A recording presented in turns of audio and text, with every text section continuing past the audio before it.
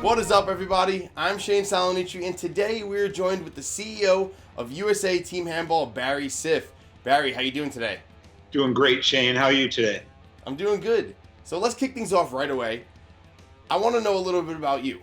What is your background, and what exactly propelled you to take over the role of CEO of USA Team Handball? Yeah, so I basically had two lives. I had a business career, pretty good one, pretty big one, that ended in January of 1998, 20 years ago, and I got retired from this huge corporation, and I was able to then pursue whatever I wanted to do, and it was all about sports. So since 1998, that's all I've been doing is either doing sports or playing sports or leading sports organizations. And as far as handball goes, I saw it in the 96 Olympics, Atlanta, and like everybody who sees handball in the Olympics, it's like, man, best sport in the world. Why isn't it here? And when I saw it again in Rio, when I was there winning the gold along with USA Triathlon, we had Gwen Jorgensen win triathlon gold. I went to the U.S. Olympic and Paralympic Committee and to Thomas Bach, the head of the IOC, and to Hassan Mustafa, the head of the International Handball Federation, said, I want in, and it took a couple of years, and we pulled it off, last April. Wow, that is amazing. I mean, it's been great seeing handball in the news recently. As we all know, it was on the Barstool Part of My Take podcast, and then Highly Questionable started talking about it. Yeah. Handball being in the news is exciting for all of us. How big for handball growth in America was all this publicity? Short term, it was pretty cool to see. It's neat to see NBA players talking about it and people like Jay Cutler and whatnot. That's all short term. We got to keep it going. And, our communications manager, Melissa Zhang's done an amazing job getting it going. I don't know where Jay got his, look at the sports. But the fact is, Melissa helped get it on ESPN top 10 plays of the week twice, top 10 plays of the day twice. And so a lot of people saw it on ESPN. I wouldn't be surprised if that's where Jay saw it. And, we just got to keep the momentum going. And thanks for your help with that.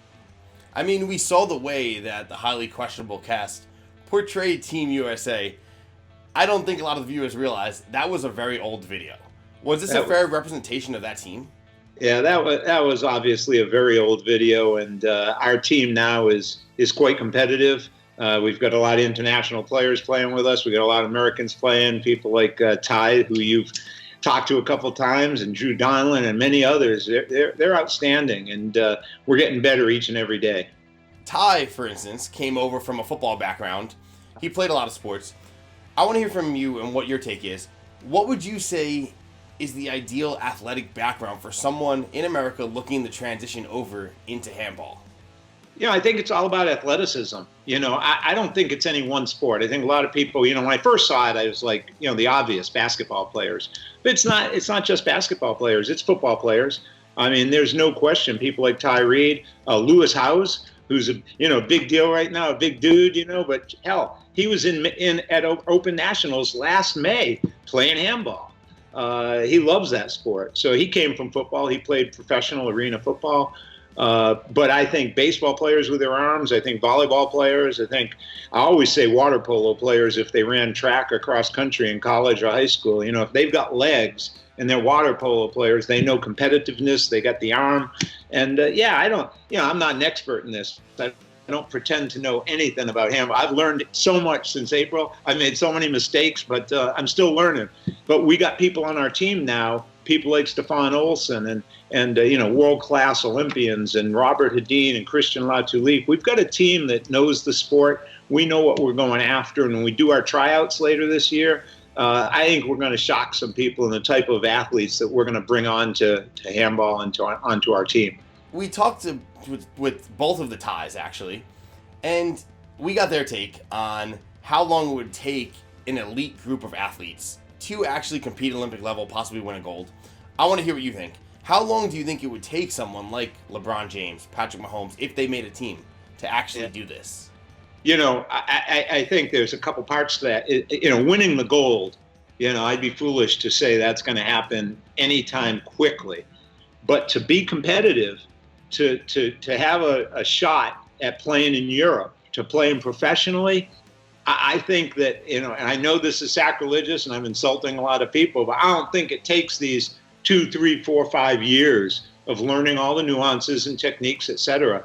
I know someone, for example, and I think he's been mentioned on your podcast or some other, medium, someone who's been playing for 4 months in Ohio at Ohio State University, and he went over to Europe, played a little bit, and he was super impressive. And we're talking about getting him on a club in Europe right now because once you get over to Europe and start playing at that level, the growth, the advancement is huge. And so if you got a Patrick Mahomes, that type of person, I think the growth curve's pretty damn fast. And let me just say, Patrick Mahomes, LeBron, they're all at an unbelievable level. But the percentage differences between those athletes and the 1,000 people just below them is not enormous. And in the USA, we've got thousands of people who are just below that level who we've got to put our arms around. That is a great point. And that's something that people don't normally think about. There are a ton of athletes here, and we got to think about those people to make it to that level of NFL, NBA. You're right there, and there's a lot of athletes that are right below that tier. Shane, years ago, I've had a lot of experiences in my 60 plus years, and one of them I was involved with a CBA basketball team, the Omaha Racers, back in the early 90s. We actually won the CBA, that's Continental Basketball Association, now the G League, and Tim Legler played for us among many other big names, and those people couldn't make it in the NBA or they went back and forth. They were amazing athletes, incredible athletes. I mean, if you went into the G League, and I think someone has mentioned that, or even the people who just get cut by the G League, people who go over to Europe and play in Romania or Israel or other places, these are incredible athletes. And that's just basketball players. You talk about the people who don't make soccer or don't make our national volleyball or water polo teams that are highly competitive. We can get some great athletes into this sport. And we've just got to, give them the tools and techniques and the coaching. And that's what we're working on. Well, we see a ton of them right now trying to pursue a career in the XFL, trying to get to the NFL. Right there, absolutely. We have a huge field of athletes that are just looking for a chance to show off their skills. Yeah, those are the Ty Reeds and Lewis Houses, and there are tons of them. Since you took over as CEO back in April, there already has been a ton of growth. We saw that with the Verizon deal. They're now the sponsor for USA Team Handball. Yeah. How do you plan to continue growth in America in the long term? Yeah, we got every day, it's every day. It's I don't really, and this is something, I don't think long term that well. I know we're going to be in the Olympics in LA. I'm only, I've been very public about the fact that I'm only going to be here through Paris. This is like my last stint of like full-time stuff. And, we got to get to Paris. Long term, we're going to be really competitive in LA. But, my personal goal is to have a team or two in Paris for sure. And the way to do that is through getting some of these athletes that we're talking about, these high caliber athletes starting to play right now. But as far as growth of USA Team Handball, it's with kids. It's with youth. This week, Monday, Tuesday, the New York City Handball Club were amazing in helping teach over 700 kids in New York City about handball. These are underserved kids who are looking to be, they look up to the LeBrons and the Patrick Mahomes, all that stuff, but they know their chances of getting there ain't that great. Playing handball, they got a shot, and they were ecstatic about this sport. So youth development is a huge focus of ours, and we got to get it into more clubs like New York City Edge. We got to get it into the LA Boys and Girls Club who we're talking with. We've got to get it going in these major hubs, these major cities where we're really concentrating our efforts, Shane. Where do you picture in 5 years for this sport to be in America? Well, I think we'll be celebrating coming off of the Paris Olympics. I think we'll be recognized. I think we'll be on television. I think soon we'll be hopefully streaming some European matches. That's what I want to do short term. Start exposing, when I hired Melissa, I told her job description was easy, expose America to handball. And she's done a hell of a job at it so far, but we got to get the European level playing seen by Americans, and then they'll say, wow, this is incredible. So we got to get that. I think certainly in 5 years will be viewed in America, and it will be in schools, it will be in clubs, and you know why? Because it's America's next great sport. I mean, that is 100% true. I've believed it for many years. I think this is right up there with football, basketball. It's a very, very exciting sport, and it's geared perfectly for the American athlete.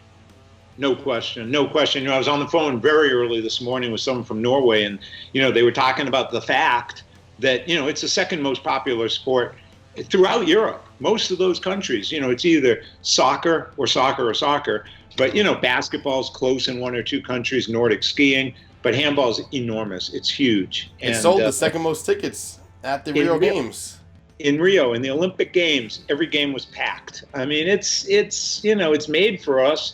We've just been lacking the support. Unfortunately, over the last decade or two, USA Team Handball hasn't had the support that it has today from the U.S. Olympic and Paralympic Committee and from the International Handball Federation. And with the help of those two organizations, the guidance of those two organizations, I think, that's why we're making such great stride. So if someone watching this video, they're new, they're just learning about handball, what can they do to start playing handball and possibly pursue a career in this and make a shot at that Olympic team? Yeah, what's crazy is every day I'm finding out handball is being played in different places. I mean, it is really all the major cities in America, or most, a lot of the major cities in America have clubs. New York City has 2 clubs. Boston has a club. San Francisco has 2 clubs. L.A., Chicago, Dallas, Washington, D.C., Miami. All these places have clubs. And you can go to our website, usateamhandball.org, and I think there's a thing that says find a club, and contact them. They can contact me. I can help them find a club, find a place to play. If they're kids, schools have it. Schools have some programs. Chicago has a great program. San Francisco has a great program. New York now, we're starting to grow it. Boston has a clinic this weekend or next weekend, for kids. So we're starting to grow it. And I just urge them to go to our website, look it up. And if they can't find anything, give us a shout. Send us an email. Make us a phone call. We'll answer it. Okay, that sounds great. So everyone out there, if you want to play handball, head to the website or send Barry an email. Problem. They'll get an answer. Barry, it was great talking to you. I love that we're talking about handball and it is getting some national exposure. But thank you for joining us. Thanks for sharing your insight in all of this, and hopefully we keep talking about handball some more. Shane, thank you so much. Appreciate it.